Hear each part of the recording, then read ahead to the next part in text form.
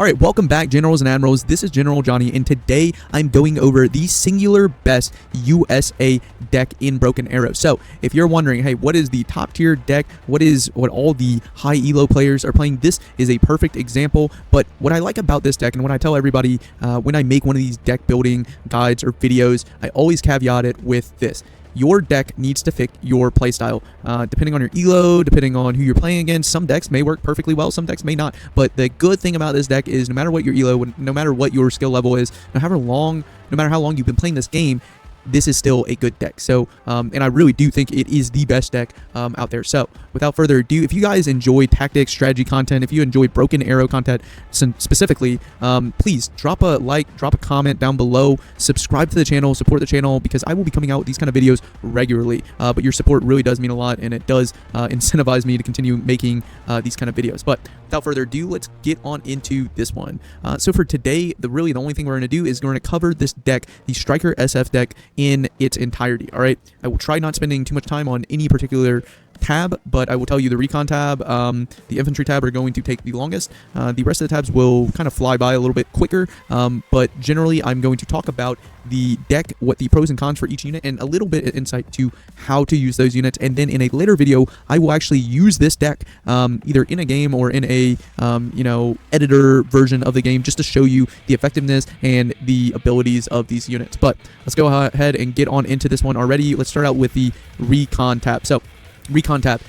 For all the infantry, I'd like to emphasize that not only is the important part the infantry unit, but the transport you associate it with. So with the STT, this is one of the best units in the game, hands down. It has a very versatile arsenal within its 6-man squad. It has a 30 hit point, 8 armor. It's not that great as far as how sturdy this unit is. However, it has 4 MRGG alphas. It has a CAC AMG. It has a MRGGS, and it has a Stinger with 4 rounds. Okay, 4 rounds isn't great, but the fact is it has good AT ability, or AA ability, out to 2,000 meters. Okay, so that in combination with its other weapons can outrange. So typically, you'll see a lot of other infantry units with 300, 400 range. I mean, this is just an example, but this almost doubles that. So if you're a building fight, if you're a long range fight, this is in a building or even in the woods, and it's fighting another infantry, it will not even absorb damage, and it will deal a heck of a lot damage. Look at the penetration across these weapons. It's 10. Damage isn't super high, but I mean, it's small arms, so it's not going to be. But this thing can absolutely shred infantry from long ranges, and it has the AT ability, and it can be airdroppable, and it can sprint, and it can,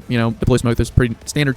And the biggest thing is that it can laze. So this thing is a recon unit, 2.5 stealth. I mean, this thing is just across the board, okay? It is 100 points. I mean, that is a little expensive for an infantry unit, but the spectrum of capabilities on this one unit is just ridiculous and unparalleled, and I highly suggest you bring some of these. I don't suggest you bring 4. I really don't suggest you bring 4 of anything unless it's a cheap unit. The cheaper the unit is, the more generally you can bring, but for this, I mean, you're going to get maximum value and efficiency out of just bringing 2.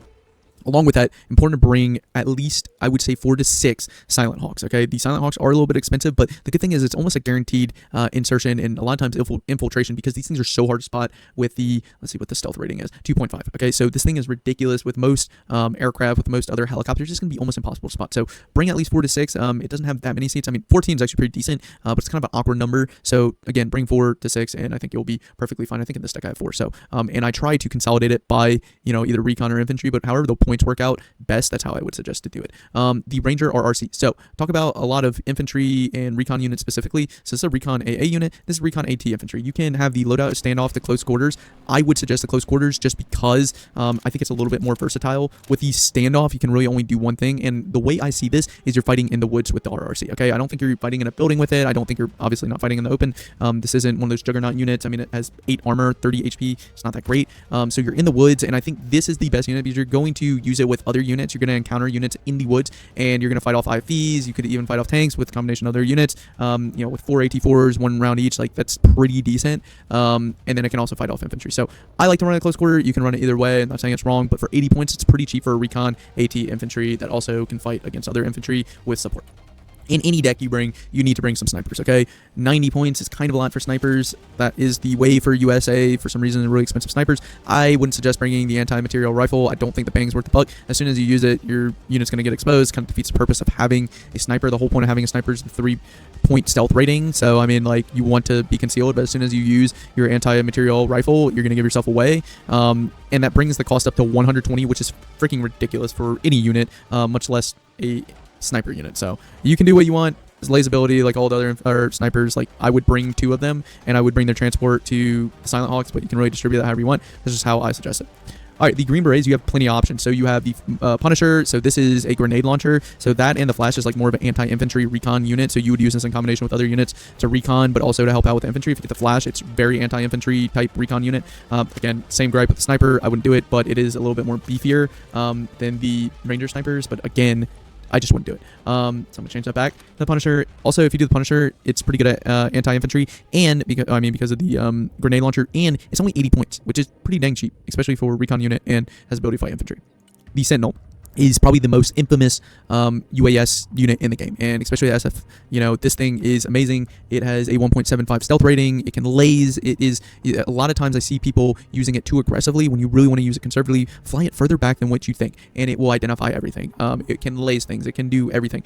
The only thing I regret about the way I have this built out is I only have one of them, because typically you want to control the air environment, but a lot of times you will get this shot down at least the first attempt until you suppress the AA, find out where their AA is weak, and then fly this around it. That's the best way to use it. Ideally, you have 2. It's 200 points, kind of expensive unit, to be honest, and it's very, I guess, fragile, so, you know, it is a risky investment, but ideally you have 2 of these. Right now I have 1. The Scouts, I actually love this unit. It is very good at AT, all right? It's got 3 AT4s, 1 round each, all right? It can hold its own against infantry, it can hold its own against APVs, IFVs, whatever, and guess what? It is only 60 points. I mean, this thing's not going to straight out fight on the front lines, but you put this on the outskirts, any flanking recon IFVs or, you know, light armored vehicles are completely destroyed. It's got 2.5 stealth range, so it's pretty decent, and it can fight other infantry. Like it won't die instantly, but it's just not what it's known for, right?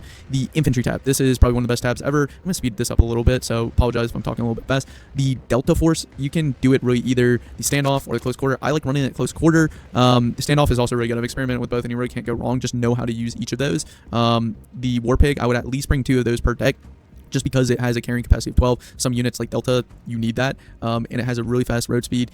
I've seen this upgraded, like I have it upgraded with the Fletcher, and the thing is actually pretty dang good, so just keep it standoff, and it's actually pretty good, but it's super fast, and I think it's worth bringing and diversifying your transports enough to bring at least 2 of these. The Raws are absolutely ridiculous. You have 3 per unit, so your rate of fire with the Raws is just ridiculous. You have 18 rounds, you're not going to run out of rounds on this. I would suggest, like, this is also an amazing combo. It is 100 points, but honestly, it's worth it. You're getting 600 penetrative power from the HE round, as opposed to 450. That's a significant jump, and only for 30 points. Like, I would do that, and these things absolutely shred, honestly, any armored vehicles. Both of these do, but I would say the M4 as opposed to M3, it's just a good upgrade. It's very linear. I think they're both worth it. You just need to see how you're going to use it. The only thing I will say, this thing sucks on infantry to infantry fighting. In general, like I really don't think it's good. There's probably a way to use it considering it has 6 M4s. It's like a decent amount of M4s, but in general, infantry to infantry, I would just expect to lose. The Troopers AA, it has a lot of weapons. The 240, the M240 is really good. It has 6 rounds of the Stinger, so it can definitely fend off helicopters and even kill them. It has the M203, so it has a grenade launcher. I mean, this thing is anti-infantry and anti-air, very good. It is 90 points, a little bit expensive, especially for an AA infantry unit, but I think definitely worth it. Combat Engineer is one of the best units in the game. It has the shotguns for close ranges, the M249s, it has the HE, and it's 2 of each of these weapon systems, which is ridiculous. And then it has 5 smalls, so it has an HE round that is really good, building to building, 400 meters, so primarily anti-infantry, but it can also overload APS. It can also fight light-skinned armored vehicle. And it has 5 M4. So, I mean, this thing is pretty good for, actually much better than pretty good. For 80 points, it's a freaking steal. The Troopers, here's the thing. Troopers have a little bit of everything, all right? They have a pretty decent hit points, but look at their armor. It's 6. So they have really bad armor. They're pretty decent hit points. They have 7 M4s. They have 9 people in the squad.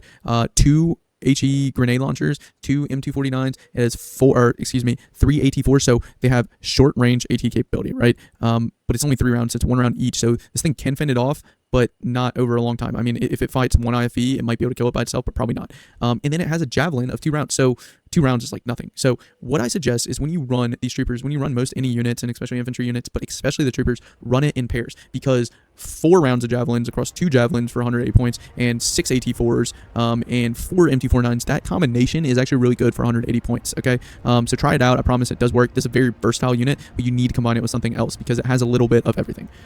Moving on, again, the transports are really important. You need to bring some little birds. So you're not going to use the little birds at the beginning of the game. You're going to use them at the middle when you understand what the AA environment is, because 1 shot from AT, even like a freaking Igla, this thing is dead. So just be very careful with that. I've had a lot of people ask, what is the equivalent spam to like BMD2 spam or whatever, but on the US side, this is it, the Dragoons, okay? So if you do the Dragoon, so the way I run it is I run 3 Dragoons with the APS, okay? And if you look at the options here, the Dragoon option is the only one that gives you the Bushmaster. You can do like the Javelins, but like then you get the Browning and the AGL, which is like no good, or you could just do the Browning and the AGL, which again is really no good. I mean, yes, you can do the Javelins, and I'll show you, I believe in the recon tab. Yeah, that is something I completely forgot, is this is where you want to bring your Javelin trophy strikers, okay, is in the recon tab. And that's why it's a little bit more expensive, is because it has the combination of the Bushmaster and the Javelin. So that is elite, 180 points, you know, you get 2 APS, you get smoke, you can even laze with this freaking thing, and it has the Bushmaster, and it has the 4 rounds of the Javelin. That is absurd. Okay, think about it. You're paying for 2 rounds of Javelin from like the Trooper, which is an infantry unit, can't move at all, right? 2 rounds, so half the amount of rounds, you're paying 90. You're saying for double the price, you get not only double the Javelins, you get the Bushmaster, it's a vehicle, so it moves, and it's a Stryker, nonetheless moves fast. As smoke, it can like efficiency-wise, it is so good. So that's another reason why you have to bring Scouts, is that's one of the transporter. I think it's the only transporter here. So bring that, okay? But normally the Stryker IFVs, you want to spam the Dragoons. However, you know, you also want to have the Javelin capability, but you don't want to spend it here because you want the Dragoons. Okay, so 3 APS Dragoons with the trophy or whatever, and then 3 without, okay? This is kind of the equivalent to the spam IFVs that you see in the Russian decks. Doesn't work quite the same way, but standoff, the Bushmaster absolutely shreds. And then what I've been really put onto lately is the Ranger AGLs, the Mark 47, really just any AGLs in general, but especially on the US side, has much more extended range, and these things suppress, these things stop infantry really well. And I think it's really important to diversify your infantry tab by bringing this, because you really don't have a lot of long-range anti-infantry units like this. Really good for holding terrain, really good from stopping back infantry attacks. Okay, so that's it. That is the hardest part of the decks. The rest should go by pretty fast. So the vehicle tab, super easy, all right? I played with point combinations. Unfortunately, the best way to do it is just 4 bookers, right? You want to have, and with the bookers, obviously, I feel like I shouldn't even have to say this, but you want to have the Iron Fist protection, your 50mm autocannon, okay? That is the standard way to play it. It's been the meta for a very long time. I would suggest have 2 of these fielded at a time. Have room for, you know, maybe 1 or 2 at a time being out of commission, killed, so you can backfill it with 4. That gives you, you know, a room for arrow of 2. So if you run 3, you can run that. And maybe you can get like ATGM or MGS.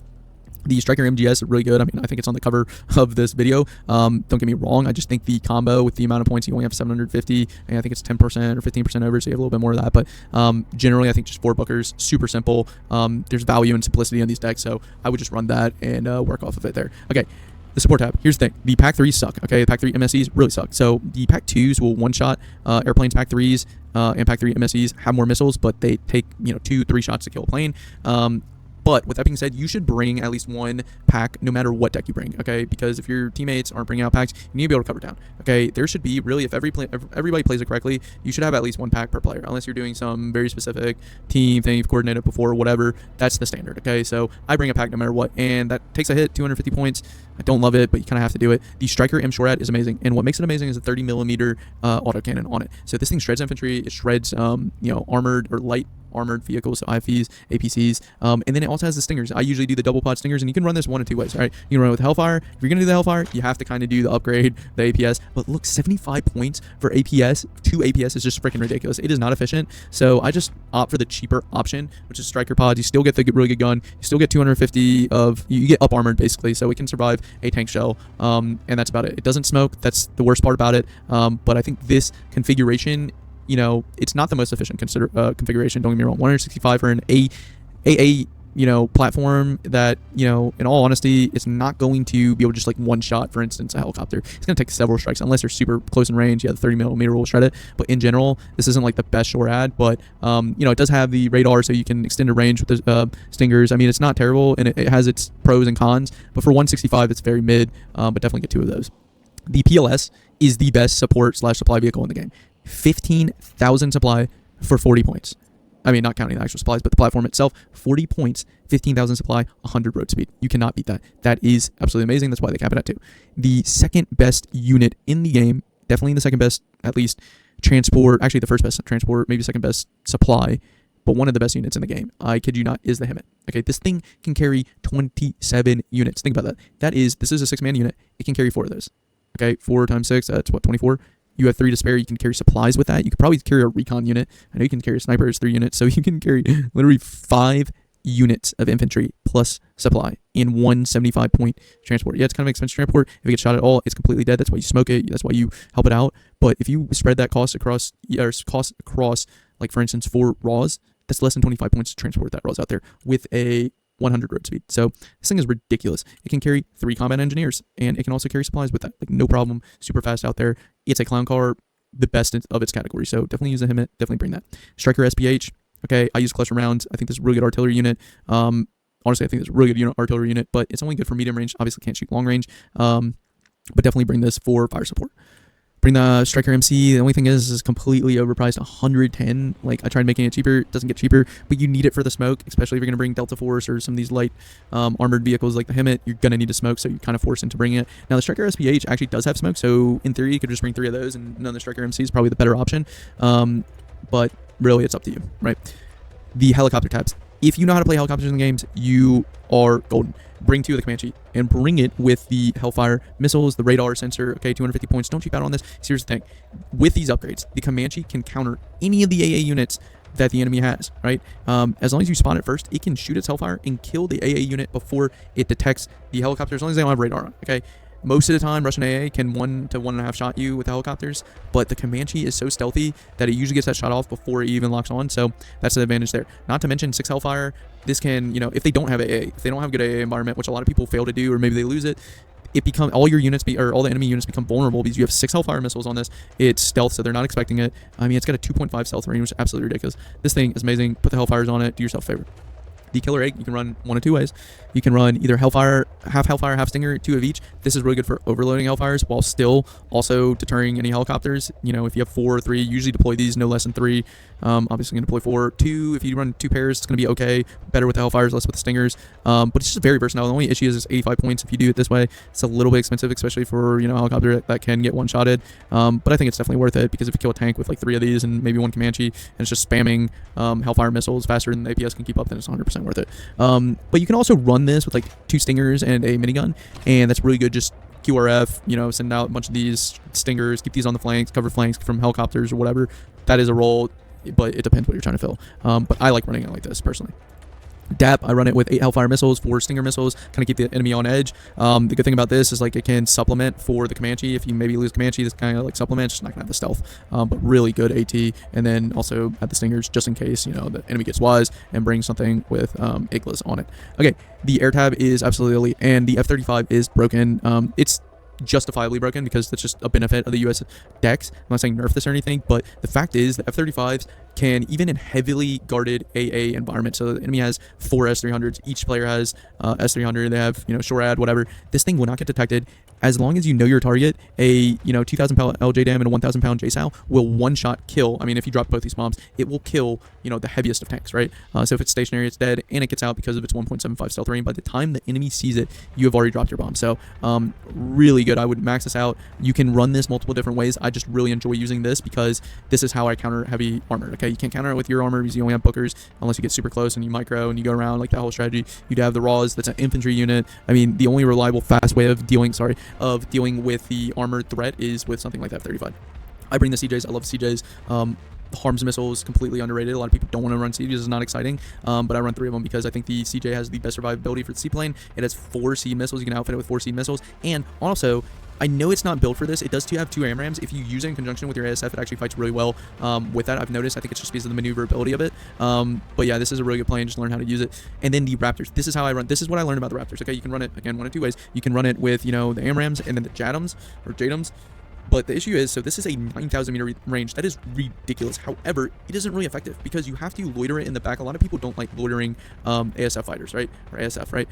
This is probably a really good loiter ASF. But if you think about it, if you're shooting, you only have 2 JADAMs, 9,000 meter range. A lot of times, like, yeah, it'll outrange the enemy, but it can never finish them. It will deter them from coming into the battle space. But as soon as you fire those 2 JADAMs, like, it's not enough to necessarily kill the enemy unless you just get lucky, and they end up escaping. So the best way I've seen is to loiter in the back.